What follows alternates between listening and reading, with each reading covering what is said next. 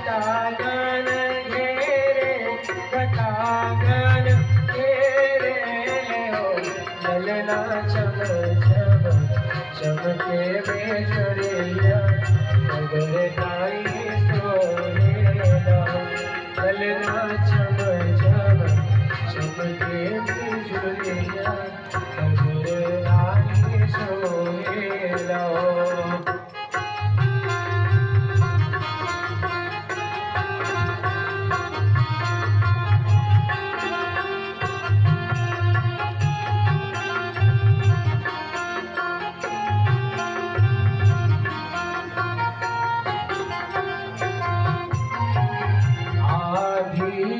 रातीचा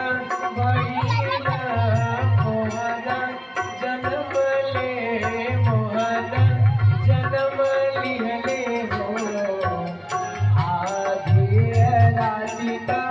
बैला मोहना जन्मले मोहना जन्म लिहले हो ललना खुली गईले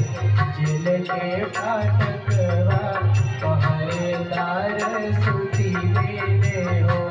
ललना खुली गईले जेल के फाटकवा